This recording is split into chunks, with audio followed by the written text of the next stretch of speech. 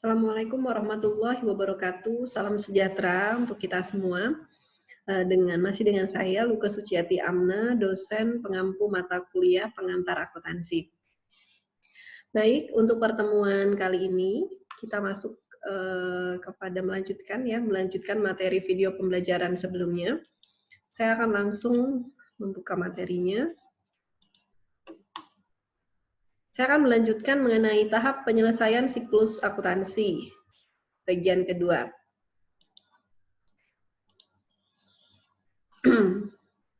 Pada bagian pertama, menyelesaikan neraca lajur, kemudian masuk kepada laporan keuangan, kemudian kita mencatat dan memindah bukukan ayat jurnal penyesuaian, dan yang terakhir adalah jurnal penutup.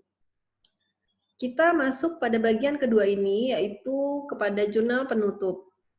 Di sini saya akan menjelaskan pengertian jurnal penutup. Jurnal penutup yaitu jurnal yang diterbitkan di akhir periode akuntansi untuk menutup akun-akun nominal sementara.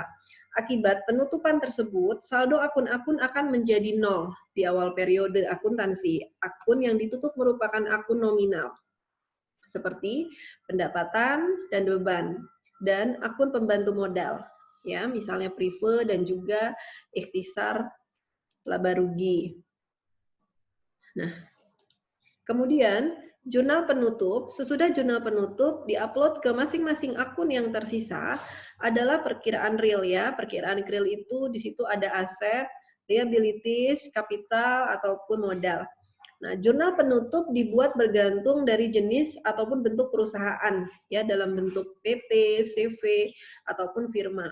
Dan juga perusahaan perseorangan, karena struktur modal setiap jenis perusahaan itu memang tidak sama. Kemudian saya akan menjelaskan juga mengenai tujuan dan fungsi daripada jurnal penutup. Yang pertama, menutup saldo yang berada di semua perkiraan sementara, menjadikan perkiraan tersebut menjadi nol. Kemudian yang kedua, supaya saldo akun modal memberikan gambaran jumlah yang sesuai dengan kondisi di akhir periode, menjadikan saldo akun modal akan sama dengan jumlah akhir yang dilaporkan dengan neraca.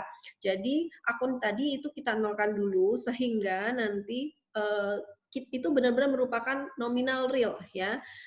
Nilainya merupakan nilai real yang ada di akhir periode tersebut. Nanti kemudian di awal periode kita timbulkan lagi. Nah, kemudian yang ketiga, membedakan transaksi akun pendapatan dan beban supaya tidak tercampur dengan jumlah nominal dari perolehan dan beban di tahun berikutnya. Jadi kita memisahkan antara periode tahun ini dengan periode tahun depan. Apa saja yang harus dicatat, yang dibebankan ataupun yang kita terima, ya, yang real kita terima di tahun ini itu sebenar-benarnya di tahun ini. Kita harus memisahkan untuk tahun berikutnya. Kemudian menunjukkan neraca awal periode berikutnya sesudah dilakukan penutupan buku. Nah, ya, yang seperti saya jelaskan sebelumnya. Kemudian memudahkan ketika melakukan pemeriksaan karena sudah dilakukan pemisahan, ya, pemisahan transaksi yang terjadi antara periode sekarang dan periode akuntansi berikutnya. Jadi angka yang kita akui di laporan keuangan untuk tahun ini itu adalah benar-benar angka tahun ini saja karena kita sudah melakukan jurnal penutup, ya. Kemudian yang terakhir, menunjukkan informasi keuangan yang nyata dari suatu perusahaan sesudah dilakukan penutupan buku, ya, atau jurnal penutup. Akun yang sebenarnya tersusun atas harga, kewajiban, dan ekuitas. Nah, sekarang di sini saya akan juga membahas langkah-langkah dalam pembuatan jurnal, ya, jurnal dalam proses penutupan atau jurnal penutup pada usaha perseorangan, ya. Apa saja sih antara lain? Yang pertama, setiap akun pendapatan didebit untuk jumlah saldonya, ya. Jadi akun pendapatan itu tadinya saldo normalnya ada di kredit, tetapi kita menuliskannya di debit. Kemudian lawannya apa? Yang kredit adalah akun ikhtisar laba rugi, ya, untuk total pendapatan. Kemudian untuk akun beban itu kita kreditkan karena saldo normal dari beban itu adalah di debit. Jadi saat jurnal penutup kita taruh akun beban itu di kredit ya untuk jumlah saldonya, kemudian debitnya adalah kita tulis ikhtisar laba rugi untuk total bebannya. Kemudian yang ketiga, akun ikhtisar laba rugi itu kita didebit untuk jumlah saldonya ya, laba bersih ya atau laba bersih. Dan akun modal dikredit untuk jumlah yang sama. Jika perusahaan menderita kerugian, ya rugi, ya berarti jumlahnya dibalik. Kalau yang tadi, kalau memang dia laba, ikhtisar laba ruginya kita debit, gitu, ya. Lawannya modal. Tetapi kalau dia rugi, ikhtisar laba ruginya dia di kredit, seperti itu. Jadi kita balik. Nah, kemudian yang keempat, akun prive dikreditkan untuk jumlah saldonya dan akun modal didebit untuk jumlah yang sama. Jadi ada beberapa akun-akun ya, tidak semua akun harus di jurnal penutup, hanya pendapatan ya yang pertama, kemudian beban dan juga akun yang berhubungan dengan modal yaitu bisa prive gitu ya. Dan tentunya pasti ikhtisar laba rugi ya. Nah, kita bisa lihat di sini supaya lebih jelasnya ya. Ini jurnal penutup untuk menutup akun pendapatan. Menutup semua akun pendapatan dengan cara melakukan pemindahan rekening akun pendapatan ke rekening ikhtisar laba rugi ya. Berikut contohnya adalah, nah, tadi yang sudah saya jelaskan, akun pendapatan seharusnya memang saldo normalnya ada di kredit. Tetapi kita tutup, jadi kita letakkan di debit, kemudian kreditnya adalah ikhtisar laba rugi. Seperti ini. Kemudian yang kedua menutup akun beban.